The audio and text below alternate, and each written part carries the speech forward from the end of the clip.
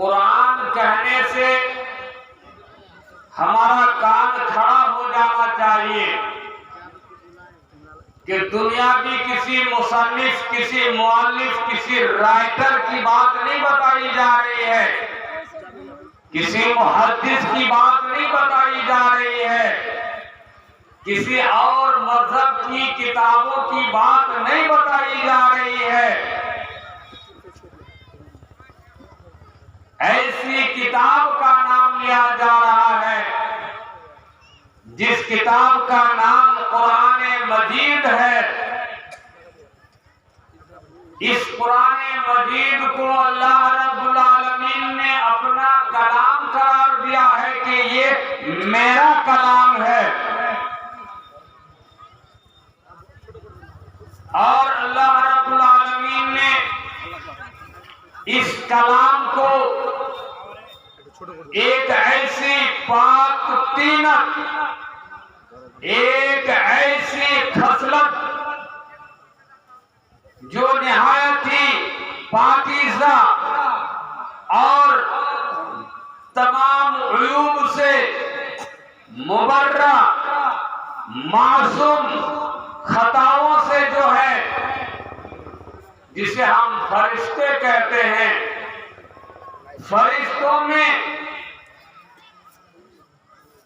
वो फरिश्ता जो तमाम फरिश्तों के सरदार है, जिब्रील अमीन, इसका मोबाइल है, उसके जरिए से इस कलाम को अल्लाह रब्बुल आलमीन ने नाज़िल फरमाया। मेरे भाइयों, आज इस कुरान पर हमारा और आपका ईमान इतना गहरा है, इतना मजबूत है कि कुरान के खिलाफ हम कभी कुछ सुनना भी गवारा नहीं करते हैं। अभी चंद रोज से देखिए, जितने मुकर्ररीन हैं, उलमाए किराम जो मशहूर हैं, व्हाट्सएप में, फेसबुक में, यूट्यूब में, एक शख्स ने कुरान मजीद की चंद आयतों के खिलाफ उसने कुछ बोल दिया तो सारे मुकर्रिरीन, वाइज़ीन, उलमाए किराम किस तरह से उनको धुतकार रहे हैं, कैसे उनको लताड़ रहे हैं, उनके ऊपर किस तरह लानत की बारिश बरसा रहे हैं, उनकी किस तरह से मजम्मत बयान कर रहे हैं, और समाज से उसको किस तरह बायकॉट किए जाने की बात कर रहे हैं, इसलिए कि उसने कलाम पाक के खिलाफ बोला है। किसी दुनिया के आलिम और किसी राइटर की लिखी हुई किताब के खिलाफ बात नहीं की, बल्कि अल्लाह के कलाम कुरान मजीद के खिलाफ उसने बोल दिया। इसलिए सारे लोग उसके खिलाफ हो गए। मुसलमान से उनको बायकॉट किया जा रहा है, मुर्तद करार दिया जा रहा है। मुसलमान की रस्म और तरीके के मुताबिक उसको ना तो जनाजा की नमाज पढ़ी जाएगी, ना मुसलमान के कब्रिस्तान में उनको दफनाया जाएगा। सिर्फ इस बहस पर उनका जुर्म क्या है, पूरे कुरान पर चलना मानना है या नहीं वो तो बात की बात है। सिर्फ 26 आयतों के बारे में उसने बहुत कुछ बोल दिया तो सारे मुसलमान कैसे हो गए। ऐसा लगता है कि जितने मुसलमान हैं पूरे कुरान पर अमल कर रहे हैं। अगर उन 26 आयतों को निकाल दिया जाए तो ये सारे मुसलमान जो हैं अमल नहीं कर पाएंगे, इस्लाम पर चल नहीं पाएंगे। बड़ा जबरदस्त इनको ठेस लगा है, ये समझ करके सारे मुसलमान आग बबूले हो गए हैं। जबकि उन 26 आयतों के अलावा पूरा कुरान रखा हुआ है। उस कुरान पर कितनी ऐसी बातें हैं जो रोजमर्रा की हमारी जिंदगी में वो बातें मिलती हैं, हम अमल नहीं कर रहे हैं, हम धड़ाके से उसका इनकार कर रहे हैं, हम उसको ठुकरा रहे हैं, हम उसको नजरअंदाज कर रहे हैं। चलाएंगे तो नहीं चलेगा तो मेरे भाइयों, कुरान ऐसी किताब है इसकी एक एक आयत पर हमारा अमल होना चाहिए और एक एक हर्फ पर हमारा ईमान होना चाहिए। मैं आपको जरा वजाहत कर देता हूँ। कुरान मजीद को क्या कहा? कलाम पाक कहा जाता है। क्या कहा जाता है? कलाम पाक। कलाम के माना जानते हैं? बातचीत। कलाम के माना क्या होता है? बातचीत। हम जो बोल रहे हैं ये कलाम है। आप भी किसी को कुछ बोलेंगे वो कलाम है, इसको बोलता है कलाम। तो हमारा कलाम, हमारी बात पाक नहीं भी हो सकती है, लेकिन अल्लाह तबारक व तआला का कलाम जो है, अल्लाह रब्बुल आलमीन की जो बात है वो नापाक नहीं हो सकती है, वो पाक है। कुरान मजीद जब हम सुनते हैं, कोई पढ़ रहा है, मस्जिद में इमाम साहब नमाज में तिलावत करते हैं, अल्हम्दुलिल्लाह रब्बिल आलमीन अर्रहमानिर रहीम मालिक यौमिद्दीन इय्याका नअबुदु व इय्याका नस्तईन इहदिनस सिरातल मुस्तकीम सिरातल लज़ीना अनअमता अलैहिम गैरिल मग़दूबि अलैहिम वलद्दाल्लीन। ये क्या है? अल्हम्दुलिल्लाह रब्बिल आलमीन क्या है? अल्लाह का कलाम है, अल्लाह की बात है। अल्लाह आपको कुछ बोल रहा है, आपको समझना है। हम तकरीर कर रहे हैं तो ये हमारा कलाम है, हमारी बात है, आपको समझना है। किस लिए बैठे हैं? समझने के लिए बैठे हैं। अगर हमारी बात आपको समझ में ना आए तब क्या कीजिएगा? लुंगी झाड़ते हुए, पेंट झाड़ते हुए, तौलिया झाड़ते हुए, कभी वहां से दो उठेंगे, कभी इधर से दो उठेंगे, कभी उधर से दो उठेंगे, और इस तरह करते करते ये पिंडाल खाली हो जाएगा। बाहर क्या चर्चा होगा? अरे भाई क्यों आ रहे हैं? पूरा पिंडाल खाली कर दिया आप लोगों ने, क्यों भाग रहे हैं? अब क्या बोल रहे हैं? ऐसे मौलवी साहब बैठा दिए, कुछ समझ में नहीं आता क्या बोल रहा है। तो समझ में नहीं आने से लोग भागते हैं। आप समझने की कोशिश करते हैं। अल्लाह रब्बुल आलमीन का कलाम कुरान मजीद है, उसको आपको समझने की जरूरत है, समझने की कोशिश करनी पड़ेगी। अल्लाह तबारक व तआला आपसे कुछ कहता है। अल्हम्दुलिल्लाह रब्बिल आलमीन। सारी तारीफें उस अल्लाह के लिए है जो सारे जहान का पालनहार है, रब है। अर्रहमानिर रहीम, जो बड़ा रहम करने वाला और बड़ा मेहरबान है। मालिक यौमिद्दीन, जो कयामत के दिन, जजा सजा के दिन का मालिक है। समझना होगा, अल्लाह आपसे बात कर रहा है। आप अल्लाह से कहते हैं इय्याका नअबुदु व इय्याका नस्तईन, ऐ अल्लाह हम तेरे ही इबादत करते हैं और तुझी से मदद तलब करते हैं। आप कहते हैं इतना, तो अल्लाह आपसे पूछता है, आप मेरी जो बहुत तारीफ कर रहे हैं और मेरी इबादत करते हैं, मुझसे मदद मांगते हैं, तो मैं किस तरह की मदद करूं तुम्हारी? बताओ, तुम्हारी समझ में नहीं आती है।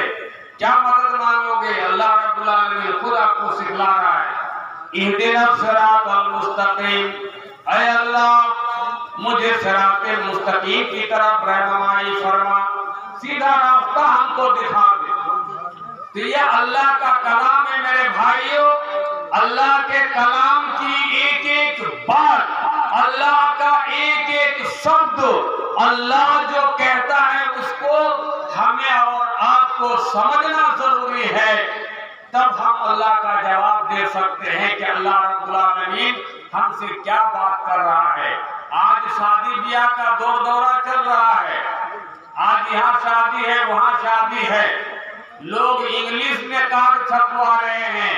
लड़का का नाम इंग्लिश में, बाप का नाम इंग्लिश में, लड़की का नाम इंग्लिश में, लड़की के बाप का नाम इंग्लिश में, दिन तारीख इंग्लिश में, पूरा एड्रेस इंग्लिश में। आपको समझ में नहीं आता है। अल्लाह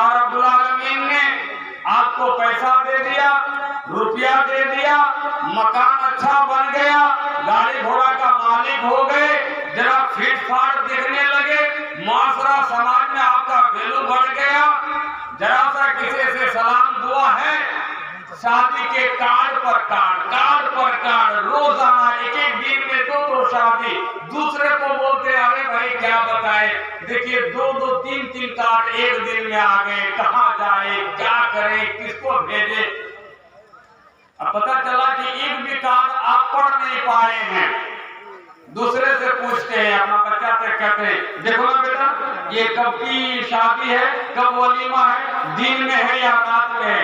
समझने की कोशिश करते हैं कि नहीं करते हैं। शादी कार्ड आपको समझ में नहीं आ रहा है, आप पढ़ नहीं सकते हैं।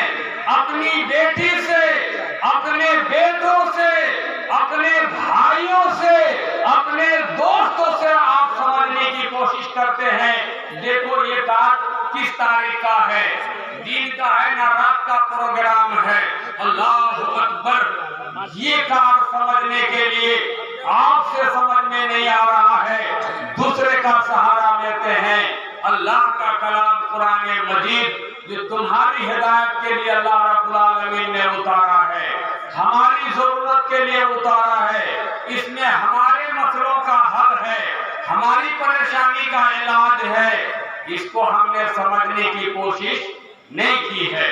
अल्लाह तबारक व तआला फरमाता है, सुनिए ए कुरान ना समझने वालों, ए मजहब इस्लाम को ना समझने वालों, अल्लाह रब्बुल आलमीन के मकाम को ना समझने वालों, रसूलुल्लाह सल्लल्लाहु अलैहि वसल्लम की सुन्नत को ना समझने वालों, सुनो तुमको दोबारा कहा जा रहा है अपना तौर तरीका बदलो, अपना रहन सहन बदलो, अपनी तिजारत का धंधा बदलो, अपनी इबादत में सुस्ती काहेली को दूर करो और अच्छी तरह से तुम इस्लाम में दाखिल होने की कोशिश करो। अल्लाह रब्बुल आलमीन ने काफिरों को नहीं, मुशरिकों को नहीं, बेईमानों को नहीं, मुनाफिकों को नहीं, ईमान वाले जो लोग हैं उनको खिताब करके कहता है या अय्युहल्लज़ीना आमनू, ईमान वालों। किसको कहा जा रहा है बोलो, ईमान वालों। अल्लाह रब्बुल आलमीन ने जगह की तखसीस नहीं की, मुल्क को खास नहीं किया। ऐसा नहीं कहा कि मक्का के ईमान वालों, मदीना के ईमान वालों, बसरा कूफा के ईमान वालों, इराक बगदाद के ईमान वालों, सऊदी अरब के ईमान वालों, हिंदुस्तान के ईमान वालों, ईमान वाले मर्दों, ईमान वाले औरतों, किसी का नाम नहीं लिया, न जगह का नाम लिया, न इलाका का नाम लिया, न स्टेट का नाम लिया, न मुल्क का नाम लिया, न नबी के घराना का नाम लिया, न वली के घराना का नाम लिया। कायनात में जितने ईमान वाले हैं जो अल्लाह को मानते हैं, सबको खिताब करके अल्लाह रब्बुल आलमीन कहता है ऐ ईमान वालों तुम इस्लाम में दाखिल हो जाओ, पूरी तरह से मुकम्मल तौर पर पूरी तरह से इस्लाम में दाखिल हो जाओ। ऐसा नहीं जो तुम्हारी मर्जी होगी तुम उस पर चलो, तुम उसको मानो, और जो तुम्हारे मिजाज के खिलाफ हो जाए, तुम्हारी अकल के खिलाफ हो जाए, तुम्हारे फायदे के खिलाफ हो जाए, तुम्हारी मुखालफत में हो जाए, तुम उसको छोड़ दो। ऐसा नहीं कि हमारे क्या हो गया, पूरी तरह से आपको इस्लाम में दाखिल होना है, ये अल्लाह तबारक व तआला फरमाता है।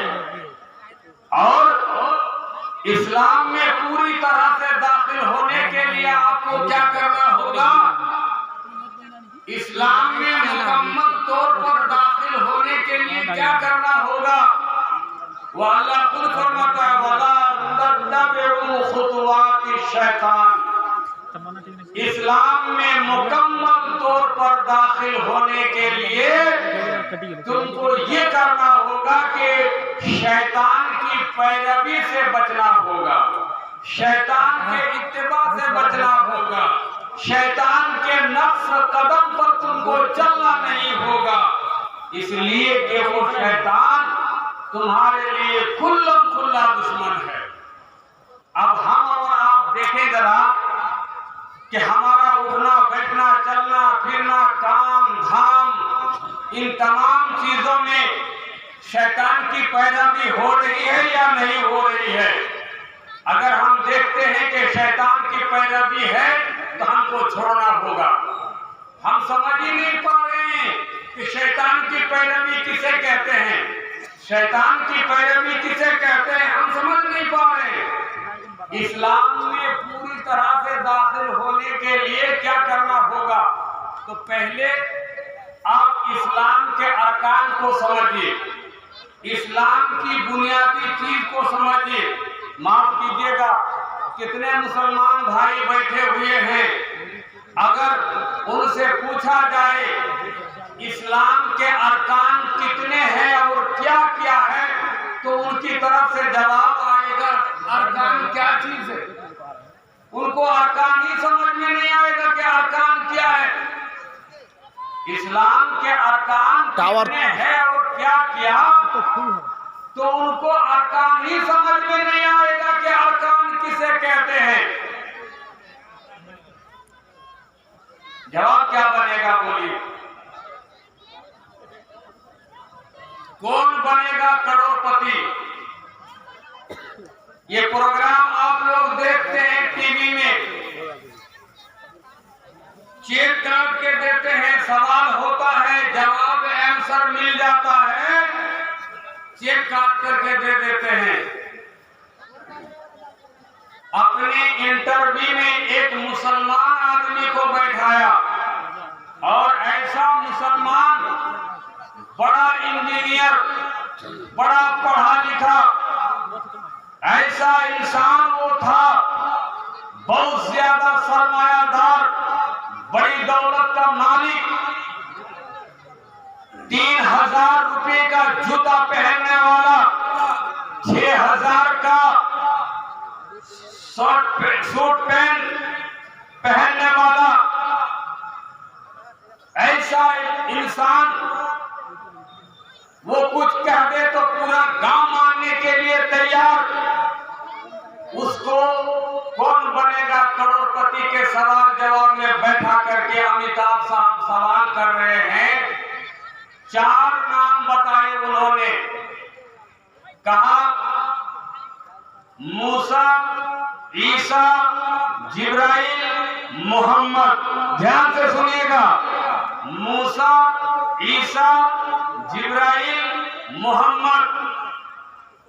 और उनके सामने ये 4 नाम पेश करके उनसे पूछा गया कि एक ही सवाल है और आपको जवाब देना है। का इसमें क्या जवाब देना है, जरा बताइए। का इसमें जवाब ये देना है कि इन 4 में से कौन नबी नहीं है। मूसा, ईसा, जिब्राइल, मोहम्मद, इन 4 में से कौन नबी नहीं है, रसूल नहीं है, ये आपको जवाब देना होगा। इतना ठाट बाट के साथ बैठने वाला टीवी चैनल में जिसका जवाब नस्र किया जाएगा, पूरी दुनिया के लोग उनका जवाब सुनेंगे। इतना वीआईपी आदमी 2-3 मिनट खामोश रहे और बगले झांक रहे हैं, कभी सर खुजला रहे हैं और कहते हैं सर क्वेश्चन बदल दीजिए, क्वेश्चन बदल दीजिए, इसका जवाब मत मांगिए, हमसे कोई दूसरा सवाल होगा तो कीजिए। क्या बात है, करने क्वेश्चन चेंज कर दीजिए। उन्होंने कहा ठीक है क्वेश्चन चेंज हो जाएगा, लेकिन फिर भी आप ये बताइए आपकी तरफ से तो कोई जवाब समझ में आ रहा है कि कौन इसमें से नबी नहीं है। तो तो बड़ी मुश्किल से उसने जवाब दिया, ये मुसलमान आदमी बैठाया है मेरे भाइयों, वो गैर मुस्लिम नहीं था, वो मुसलमान इंसान था जिसको बैठा करके ये सवाल किया जा रहा था।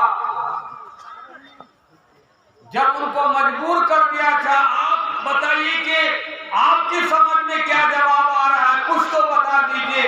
तो कहा मुझे लगता है कि मूसा नबी नहीं थे। देख रहे हैं,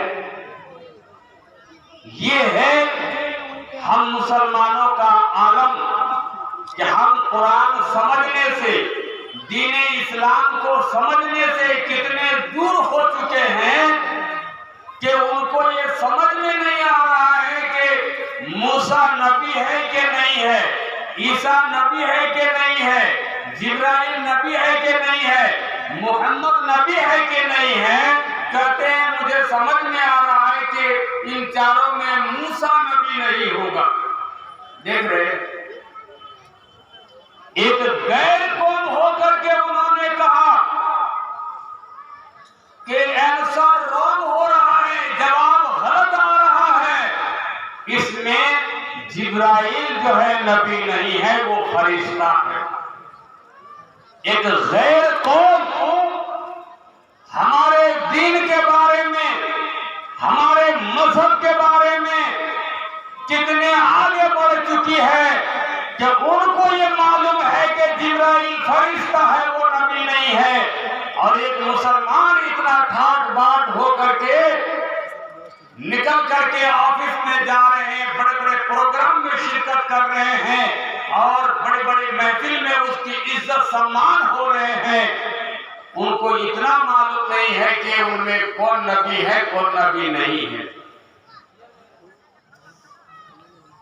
1-1.5 साल पहले हमारे वजीर आजम प्रधानमंत्री के बारे में एक मैसेज आया था वीडियो की शक्ल में। उन्होंने कहा, मुसलमानों तुम लोगों ने कुरान पढ़ना छोड़ दिया और हमने कुरान पढ़ना शुरू कर दिया। कुरान हम पढ़ रहे हैं और कुरान तुम छोड़ रहे हो। तुम्हारा कुरान आज सिर्फ कसम खाने के लिए रह गया है। उन्होंने ये भी कहा कि पूरे कुरान में अल्लाह के नाम के बाद सबसे ज्यादा जिसका जिक्र आया है वो शिक्षा के बारे में आया है, इल्म के बारे में आया है, तालीम के बारे में आया है।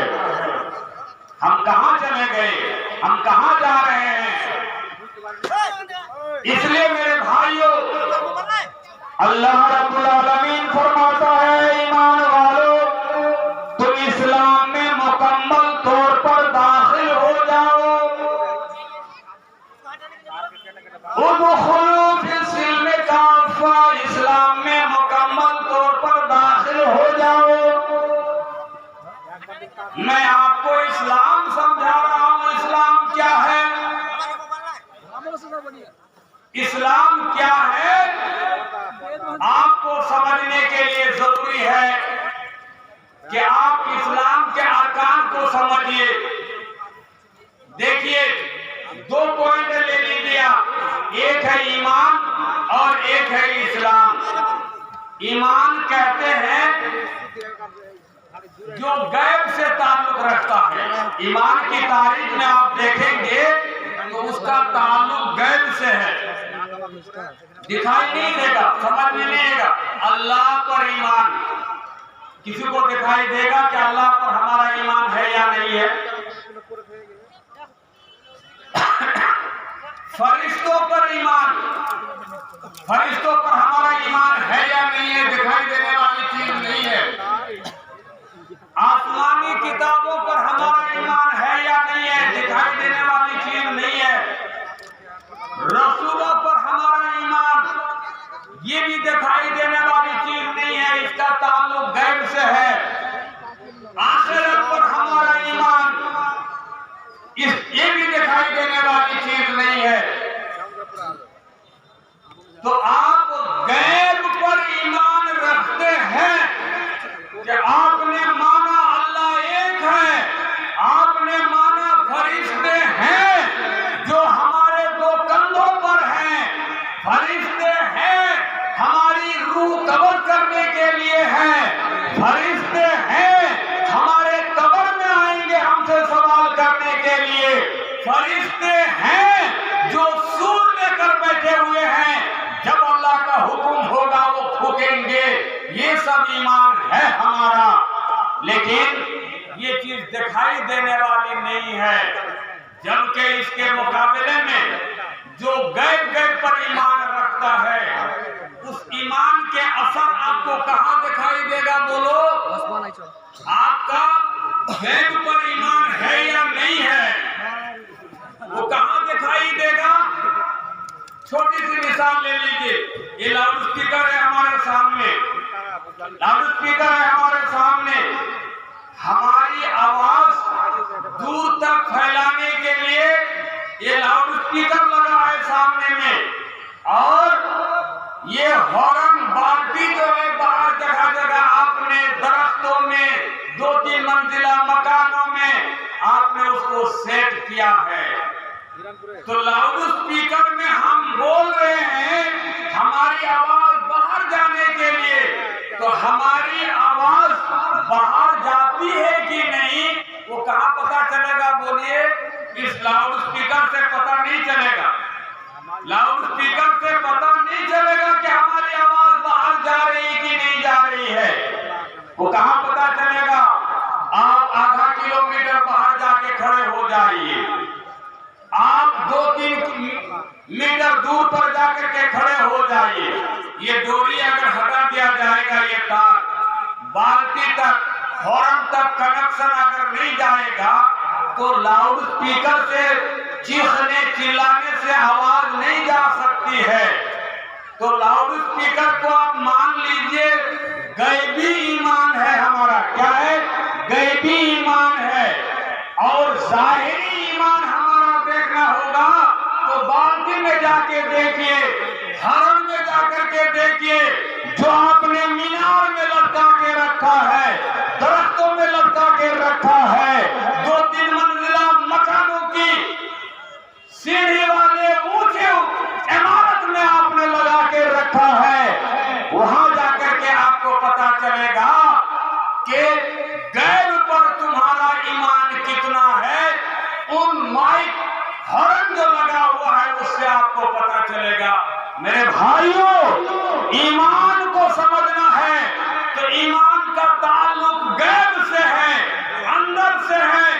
जाहिर में आपको पता नहीं चलेगा कि आप मोमिन है कि नहीं है, आपका फरिश्तों पर ईमान है कि नहीं है, कुरान पर आपका ईमान है या नहीं है, रसूलों पर आपका ईमान है या नहीं है, मरने के बाद आप दोबारा उठेंगे उस पर आपका ईमान है या नहीं है। उस ईमान को देखने के लिए आपको इस्लाम के अरकान में उतरना होगा, तब पता चलेगा कि तुम्हारा ईमान अंदर में है या नहीं है। तो इस्लाम के अरकान में आपको उतरना होगा। इस्लाम का अरकान क्या है? इस्लाम का अरकान सुनो, आपको नमाज पढ़नी पड़ेगी। 1 नंबर, इस्लाम का पहला रुकन क्या है? इस्लाम का पहला रुकन, कलमा को आपने पढ़ लिया, मोहम्मदुर रसूलुल्लाह का ज़बान से इकरार कर लिया, लेकिन ला इलाहा इल्लल्लाह मोहम्मदुर रसूलुल्लाह ये पढ़ना क्या है? ये दूसरे को पता चलेगा, दूसरे को पता चलेगा। इसके ऊपर फरिश्तों पर ईमान आपका है या नहीं है। ला इलाहा इल्लल्लाह पर कितना आप कायम है वो बात की बात है। तो ला इलाहा इल्लल्लाह आपने जब पढ़ लिया तो आप पर फर्ज बन गया कि आप नमाज पढ़िए, नमाज कायम कीजिए। ये इस्लाम का रुकन है। और क्या? ज़कात दीजिए। पूरा साल आपने बहुत सारा माल कमाया है, रुपया पैसा, बिजनेस के जरिए से, खेती बाड़ी के जरिए से, गाड़ी घोड़ा चला करके जैसे भी हो आपने बड़ी तरक्की कर ली है, कई लाख रुपए के मालिक हो गए। अपनी बीवी, अपनी बेटी के गले में हार, सोना पर सोना आपने रखा है, चांदी पर चांदी आपने खरीद के रखी है, आप उसकी ज़कात निकालिए। ये तीसरा नंबर है। चौथा नंबर, सामने वाला जो महीना आ रहा है जिसको हम रमजान का महीना कहते हैं, उसमें आपको रोजा रखना होगा। रमजान का महीना खत्म होने के दूसरे 2 महीने बाद जिलहिज्जा का महीना आएगा जिसमें हज फर्ज है, आपको हज करना होगा। तो ये है इस्लाम के अरकान मेरे भाइयों। इस्लाम के अरकान जितने मुसलमान भाई हैं नोट कर लीजिए, याद कर लीजिए। आपको याद रखना चाहिए कि इस्लाम का अरकान कितने हैं और क्या क्या है। 1 साल के बाद मोहब्बतपुर का ये जलसा है।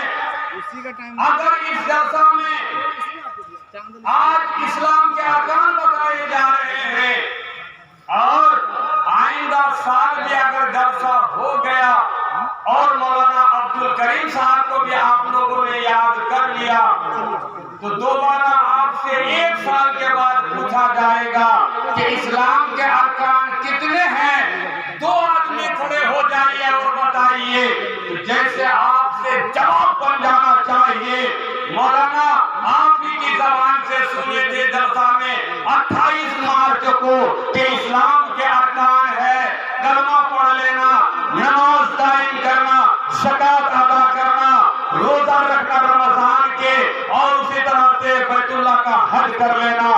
ये है इस्लाम के अरकान, आपको याद हो जाना चाहिए।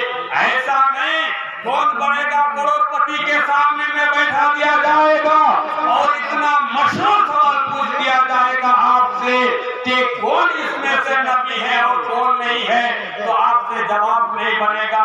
इसीलिए मैंने तमहीदी कलेमात में आपको बताया था, अल्लाह का शुक्र है आप पैदाइशी मुसलमान हो, आप खानदानी मुसलमान हो, आप पुराने मुसलमान हो, आपका दादा परदादा मुसलमान थे, लेकिन ऐसे मुसलमान को अगर इस्लाम के अरकान मालूम ना हो जाए तो ऐसे मुसलमान पर कलंक है, ऐसे मुसलमान पर अल्लाह की लानत बरसेगी। ऐसे मुसलमानों को अल्लाह रब्बुल आलमीन कहता है दोबारा अच्छी तरह से तुम इस्लाम में दाखिल हो जाओ। अब तक तुम शैतान की गुलामी कर रहे थे, शैतान की पैरवी कर रहे थे, शैतान के नक्शे कदम पर चल रहे थे। मेरे भाइयों, बड़े आम से लफ्ज़ में आपको समझा रहा हूँ कि आप इस्लाम को समझने की कोशिश कीजिए। इस्लाम में देखिए, अब मैं थोड़ा गहराई में जा रहा हूँ। अभी जितनी बातें हमारी चल रही थी ये थोड़ा ऊपर में चल रही थी, मैं जरा अंदर घुसना चाहता हूँ आप लोगों में। देखिए, अल्लाह ने इस्लाम में दाखिल होने के लिए तो यहाँ हुक्म दिया है, और दूसरी जगह अल्लाह रब्बुल आलमीन ने सूरा बकरा आयत नंबर 137 में फरमाता है, सिबगतल्लाह व मन अहसन मिनल्लाहि सिबगा। ऐ ईमान वालों, तुम इस्लाम में तुम इस्लाम में मुकम्मल तौर पर दाखिल हो जाओ और इस्लाम में दाखिल होकर इस्लामी रंग में इस तरह से रंग जाओ कि तुम देख करके लोगों को समझाओगे कि ये इस्लामी रंग में अल्लाह के रंग में रंगे हुए हैं। ये बंदा अल्लाह के रंग में रंग चुके हैं, अल्लाह के रंग में ढल चुके हैं, और अल्लाह के रंग से बेहतर कोई रंग हो ही नहीं सकता है। आपका उठना बैठना, आपका चलना फिरना, आपका खाना पीना, आपकी इबादत और तिजारत, आपकी शादी ब्याह का तरीका, इन तमाम चीजों से पता चलेगा कि ये अल्लाह के रंग में रंगे हुए हैं, ये इस्लाम में मुकम्मल तौर पर दाखिल हुए हैं। अगर आप अल्लाह के रंग में रंग जाओगे, इस्लाम में मुकम्मल तौर पर दाखिल हो जाओगे, तो अल्लाह का एक महबूब और मखसूस बंदा बन जाओगे। आपको मैं बताऊंगा, सबसे ज्यादा अल्लाह के रंग में रंगने वाला इंसान कौन था, बताइए जरा।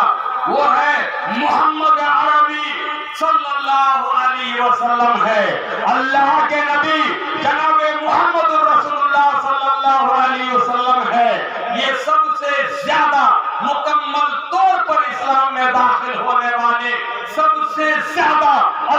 के रंग में रंग जाने वाले इंसान है। जब अल्लाह के रंग में रंग गए, इस्लाम के मुकम्मल तरीके पर उतर गए, तो अल्लाह रब्बुल आलमीन ने जनाब मोहम्मद रसूलुल्लाह सल्लल्लाहु अलैहि वसल्लम से कहा, ऐ मोहम्मद, मैंने तुमको खलील बना लिया, मैंने तुमको हबीब बना लिया। ऐ मोहम्मद, मैंने तुमको शफी बना लिया। तू मेरे पास सिफारिश करेगा तो तेरी सिफारिश हम कबूल करेंगे। ऐ मोहम्मद, हम तेरा मकाम इतना बुलंद कर दिए हैं, तेरा दर्जा इतना बुलंद कर दिए हैं, और अफ़अना लका ज़िक्रक, तेरा जिक्र को हमने बुलंद कर दिया। ऐ मोहम्मद, हमने तुम्हें अपना इतना दोस्त बना लिया है कि अजान में भी अगर मेरा नाम आएगा तो तेरा भी नाम उसमें लिया जाएगा। मुअज्जिन 5 वक्त अगर मस्जिद में अजान के कलिमात पुकारेंगे और अशहदु अल्ला इलाहा इल्लल्लाह कहेगा, अल्लाहु अकबर अगर कहेगा, तो मुहम्मदुर रसूलुल्लाह भी वो कहेगा। तेरे नाम को भी मैंने अपनी अजान में जुड़वा दिया है। तेरा मकाम हमने कितना बुलंद कर दिया। ऐ मोहम्मद सुनो, मैंने तेरा मकाम इतना बुलंद कर दिया कि बहुत बड़ी अथॉरिटी हमने तुमको दे दिया, बहुत बड़ा पावर तुमको दे दिया, बहुत बड़ा इख्तियार हमने तुमको दे दिया। और वो क्या कि आज मैं आपको शपथ दे रहा हूँ। आज कोई एमएलए बनता है, कोई एमपी बनता है तो शपथ लिया जाता है। अल्लाह के नबी सल्लल्लाहु अलैहि वसल्लम को अल्लाह रब्बुल आलमीन ने शपथ लिया और मोहम्मद अरबी को सर्टिफिकेट दे दिया, सनद दे दिया। मा आताकुमुर रसूल फखुज़ूहु व मा नहाकुम अन्हु फंतहू। ऐ मोहम्मद, हमने आपको इतना बड़ा मकाम दे दिया कि जाओ, कायनात के लोगों को आप जिस बात का हुक्म देंगे उनको मानना पड़ेगा, और जिन चीजों से आप रोकेंगे उनको रुकना पड़ेगा। आपके खिलाफ वर्जी कोई नहीं कर सकता है। जमीन में अगर मेरी खिलाफ वर्जी कोई नहीं कर सकता है तो तेरी भी खिलाफ वर्जी कोई नहीं कर सकता है। मोहम्मद के तरीके के अलावा कोई नमाज नहीं पढ़ सकता है। मोहम्मद के तरीके के अलावा कोई रोजा में सहरी इफ्तारी नहीं कर सकता है। मोहम्मद के तरीके के अलावा कोई हज के अरकान अदा नहीं कर सकते हैं।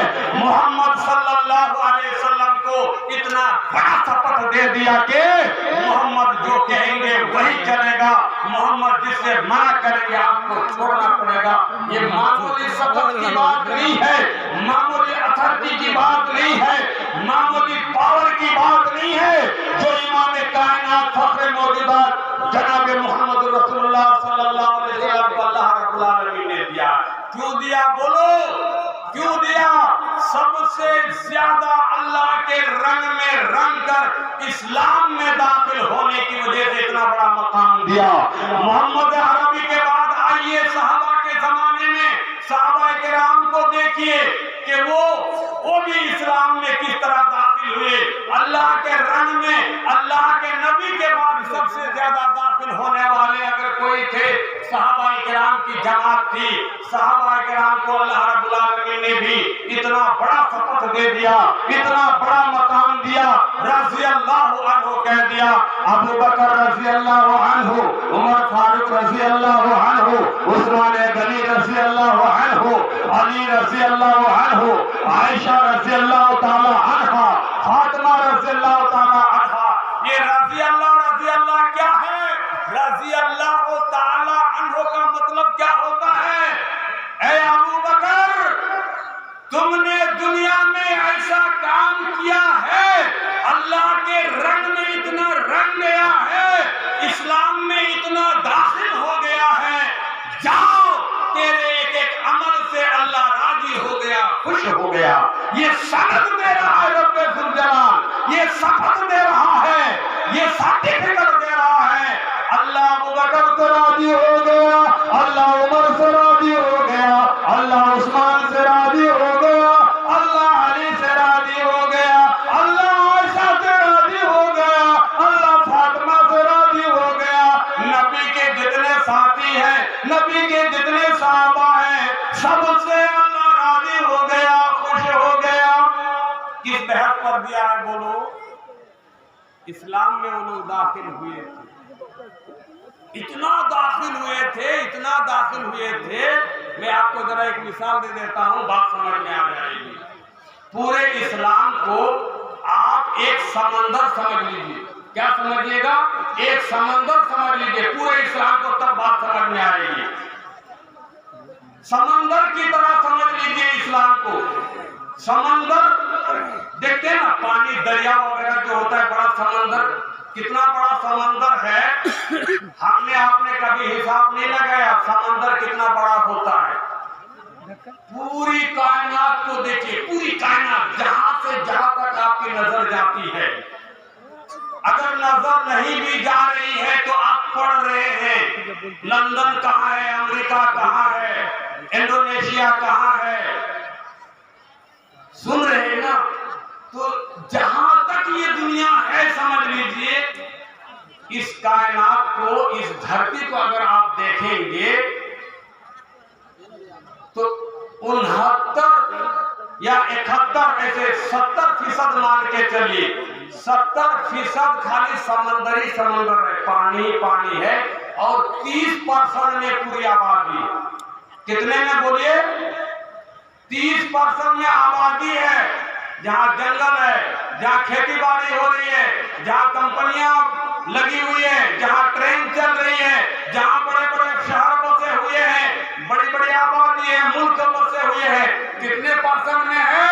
30% में है, और 70% दरिया है, पानी ही पानी है मेरे भाइयों। वो है समंदर। मैं आपको समंदर की बात कर रहा था। तो समंदर की 3 चीजें बहुत मशहूर है। इसको सुना करके बात अपनी खत्म करेंगे हम इंशाल्लाह, जो भी टाइम लग रहा है थोड़ा सुन लीजिए। समंदर की 3 चीजें बहुत मशहूर है। एक नंबर सुनिए ध्यान से, समंदर में मोतियां होती है। समंदर में क्या होती है? मोतियां होती है। समंदर का पानी बड़ा खारा होता है, और समंदर में मछलियां होती है। समंदर में मछलियां होती है, बड़ी बड़ी मछलियां होती है। समंदर के अंदर मोती होती है, और समंदर का पानी भी बड़ा खारा होता है। कि 3 बात लेकर के आप इस्लाम को समझिए, 3 बात लेकर इस्लाम को समझिए, बड़ी आसानी से समझ में आ जाएगी। समंदर में इन 3 चीजों में सबसे कीमती चीज क्या है? बोलिए। मोती है। क्या है? मोती है, सबसे ज्यादा कीमती चीज। उस मोती को समंदर से हासिल करने के लिए जो आदमी जाएगा, कितनी बड़ी उसको कुर्बानी देनी पड़ेगी, जरा बताइए। मोती को इतनी कीमती चीज हासिल करने के लिए कितनी बड़ी कुर्बानी देनी पड़ेगी। वो आदमी एक हफ्ता तक अपना घर नहीं आएगा, खाने पीने का सामान लेके समंदर चला जाएगा। समंदर के अंदर जाकर के वो आदमी कश्ती से पानी में उतरने की हिम्मत करेगा, पानी में उतरकर उसको ढूंढने की कोशिश करेगा, फिर उसको निकालेगा।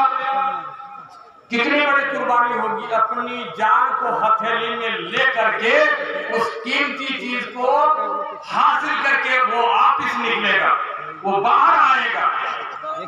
तो कितनी बड़ी कुर्बानी देनी पड़ रही है बड़ी चीज हासिल करने के लिए। अगर 50 ग्राम उसको मोती मिल गई तो कितनी बड़ी कामयाबी मिल गई, जरा बताइए। उससे कम कुर्बानी देने वाले कौन होते हैं? मछली पकड़ने वाले। वो दरी समंदर में गया, जाल ले गया, पानी में उतरा नहीं, कश्ती के ऊपर से जाल फेंक रहा है, और मछली पकड़ करके 5 किलो 10 किलो 15 किलो इस तरह की मछली लेके आ रहा है। मार्केट में बेच रहा है 500 रुपया किलो, 600 रुपया किलो, 200 रुपया किलो। तो मछली की कीमत कितनी है, मोती की कीमत कितनी है? जैसी जैसी कुर्बानी होगी वैसी वैसी कामयाबी आपको मिलेगी। आपने अगर बड़ी कुर्बानी देने के लिए बड़ी मेहनत करके समंदर में उतरने की कोशिश की, आपको मोती जैसे कीमती चीज मिल रही है। अगर आप कम कुर्बानी दे करके ऊपर ऊपर मछली पकड़ने के लिए जाल फेंक रहे हैं, उससे सस्ती चीज आपको मिल रही है। और एक तीसरी बात आपको मैंने बताया, समंदर का पानी खारा होता है। तो आप देखेंगे कभी चेक करके, तो पानी मीठा नहीं होता है, नमकीन नुमा होता है, खारा होता है, पिया नहीं जाता है। ये इस्लाम बिल्कुल समंदर की तरह है। ये किसी के लिए मोती भी है, ये किसी के लिए मछली भी है, और ये किसी के लिए खारा भी है, नमकीन भी है। अल्लाह के नबी सल्लल्लाहु अलैहि वसल्लम और सहाबाए किराम ने इस्लाम में जो कीमती चीज हो सकती मोती की तरह उन्होंने कुर्बानी दे करके इस इस्लाम में दाखिल होकर के उन्होंने हासिल कर लिया। तो इतना बड़ा मकाम मिला उनको कि अल्लाह के नबी रहमतुल आलमीन बन गए, अल्लाह के नबी शफीउल मुज़निबीन बन गए, सहाबाए किराम रज़ी अल्लाहु अन्हुम बन गए। सहाबाए किराम हमारे ईमान को तोले जाने के पैमाना बन गए। इन आमनू बिमिस्लि मा आमनतुम बिही फक़द इहतदौ। इन सहाबा ने जिस तरह ईमान लाया, बाद वाले मुसलमान वैसे ईमान लाएंगे तो हिदायत याफ्ता कहलाएंगे। ये मकाम उनकी कुर्बानियों की वजह से मिला है। मैंने बताया था समंदर का पानी खारा होता है। तो आज जो भाई इस्लाम को दूर से देखता है, इस्लाम को जो दूर से देख रहा है, इस्लाम को बदनाम करना चाहता है, इस्लाम को मिटाने की बात करता है, वो इस्लाम को करीब से नहीं देखा, इस्लाम में दाखिल होने की कोशिश नहीं की, वो दूर दूर से देख रहा है। तो उनकी नजर में ये इस्लाम क्या एक खारा है, इस्लाम क्या एक खारा है। मैंने एक बात और बताई थी समंदर के ताल्लुक से कि समंदर में बहुत से भाई जाल फेंकते हैं, मछलियां पकड़ लेते हैं और वो समझते हैं कि हमने बहुत फायदा उठा लिया। मेरे भाइयों, आज की ये मुसलमान भाई जो हम और आप हैं, ये समंदर में जाल फेंक कर मछली पकड़ने वाले जो लोग होते हैं, मुसलमान लोग उसी तरह से आज के वक्त की ये मुसलमान है जो ये जाल फेंक करके मछली पकड़ लेते हैं, जो 200-400 किलो में मछलियां बेच करके अपना संसार चला रहा है, अपना परिवार चला रहा है, अपना घर गृहस्थ चला रहा है और वो समझता है कि हम बहुत फायदा उठा रहे हैं। ये मुसलमान पूरी तरह से समंदर में उतर नहीं रहे हैं, यानी हम और आप इस्लाम में पूरी तरह से दाखिल नहीं हो रहे हैं।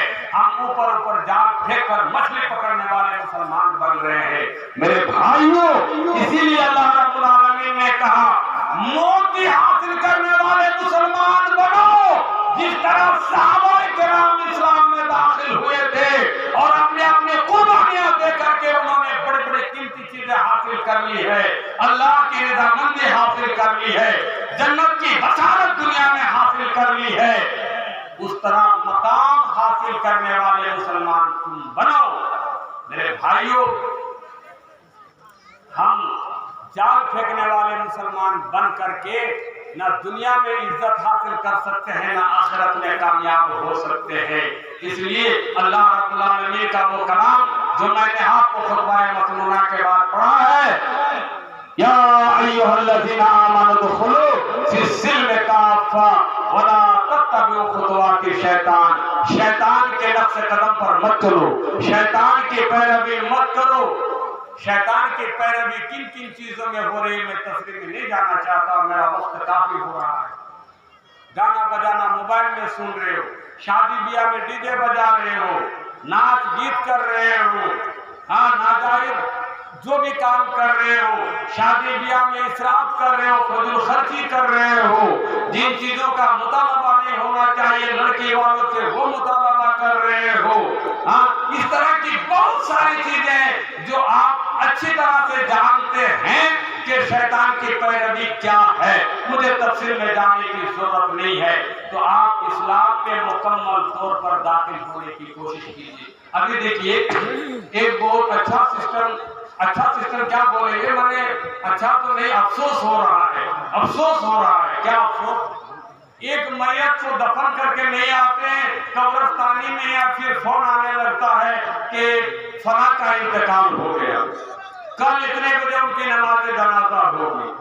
अभी उसकी तजदीद और तफसील नहीं हुई, फिर कहीं से खबर आने लगती है कि फला की मौत हो गई। और माशाअल्लाह आज जनाजा वगैरह में भी इतनी भीड़ हो रही है, इतनी भीड़ हो रही है।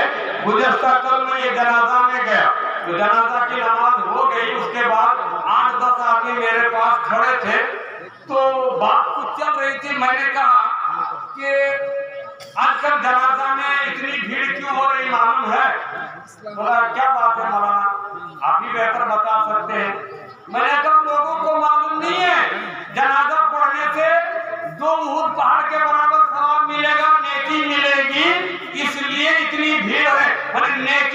नेकी अगर उनको मालूम हो जाता कि जनाजा पढ़ने के लिए आएंगे तो हमको सवाब मिलेगा, नेकी मिलेगी, तो इतनी भीड़ नहीं होती। वो नेकी नहीं समझ रहा कि जनाजा पढ़ने से नेकी मिलती है।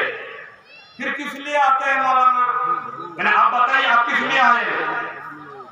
आप किस लिए आए? आपका मामा ससुर लगेगा, आपका बुआ ससुर लगेगा, आपका मौसा ससुर लगेगा, आपका दादा ससुर लगेगा, कहीं से आपका कोई रिश्ता जुड़ा हुआ है, इसलिए रिश्ता निभाने के लिए आए हैं। क्या अगर हम नहीं जाएंगे, उनका लड़का बच्चा है, भाई लोग है, फला है, वो क्या कहेंगे?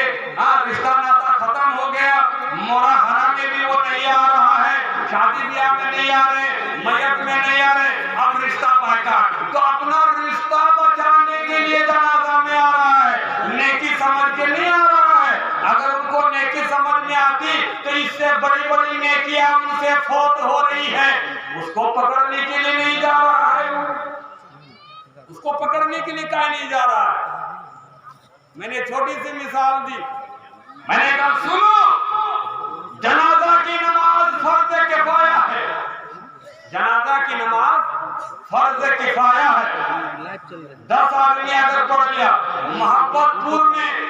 मोहब्बतपुर में कोई मैयत हो गई, पूरे गांव का 10 आदमी अगर चले गए उसको दफन करने के लिए, जनाजा पढ़ने के लिए, मोहब्बतपुर के सारे लोग गुनाह से बच जाएंगे, सारे लोग गुनाह से बच जाएंगे।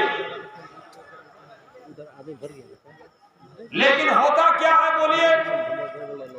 जिस दिन गांव में मैयत हो जाती है, उस दिन किसी को कोलकाता भी जाना रहता है तो ट्रेन कैंसिल हो जाती है, हिरणपुर जाना रहता है तो वो कैंसिल हो जाता है,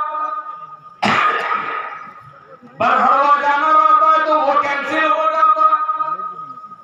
गांव की जितनी दुकानें हैं सारी दुकानें बंद रहती हैं। दादा भी जाएगा जनाजा में, बाप भी जाएगा जनाजा में, बेटा भी जाएगा जनाजा में, भाई भी जाएगा जनाजा में।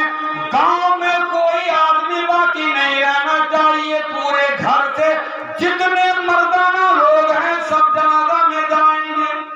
जबकि फर्ज किफाया, बाप चले गए तो बेटा गुनाहगार नहीं होगा, बेटा चला गया तो बाप गुनाहगार नहीं होगा, दादा चला गया तो पोता गुनाहगार नहीं होगा, हम चले गए तो हमारे पड़ोसी गुनाहगार नहीं होगा।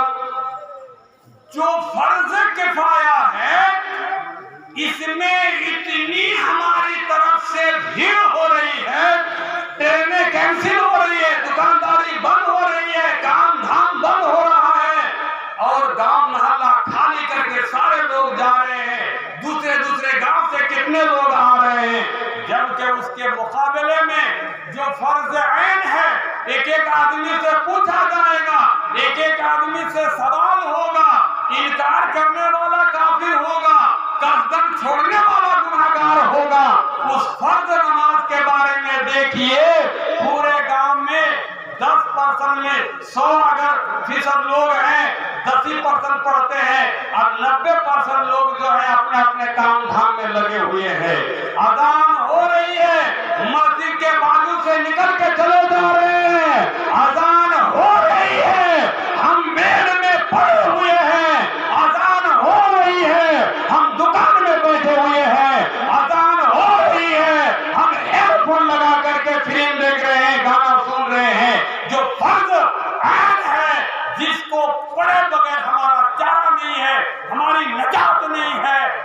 नमाज छोड़ने वाले जो फर्ज ऐन है, इसको मुशरिक कहा गया है, इसको बाद हदीस में काफिर कहा गया है, इसको मुहद्दिसीन ने कहा मुसलमान के कब्रिस्तान में दफनाया नहीं जाएगा, मुसलमान की रस्म के मुताबिक गुस्ल नहीं दिया जाएगा। इस फर्ज ऐन के बारे में आप भीड़ दिखाइए, नेकी नहीं है। 5 वक्त के फर्ज नमाज पढ़ोगे तो तुम्हारा इस्लाम बच रहा है। मैंने अभी बताया था, इस्लाम के अरकान को याद रखो और क्या क्या है, कितने हैं, उसको याद रखो। अभी बताया मेरे भाई, मुझे लगता है कि बहुत से भाई सुन के भूल गए क्या क्या बताया था।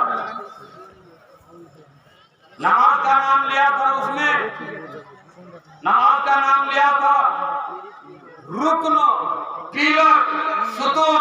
ये देखिए लाउड स्पीकर है, माइक है, ये डंडी अगर नहीं होगी ना, ये टेढ़ा वाला जो लाउड स्पीकर लगा है जिसमें ये नहीं रहता है, रहेगा बोलो, नहीं रहेगा। तो इसको रखने के लिए डंडी की जरूरत है। इस्लाम को बचाने के लिए नमाज जरूरी है, इस्लाम को बचाने के लिए ज़कात जरूरी है, इस्लाम को बचाने के लिए रमजान के रोजे जरूरी हैं, इस्लाम को बचाने के लिए बैतुल्लाह का हज जरूरी है। अब नमाज नहीं पढ़ोगे, आपसे ज़कात सही तरह से नहीं निकलेगी, रमजान के महीना आते ही आप बीमार पड़ जाओगे, हज करने से आप बखेली करोगे, बोलो इस्लाम रहेगा आपके पास, मुसलमान हो जाओगे।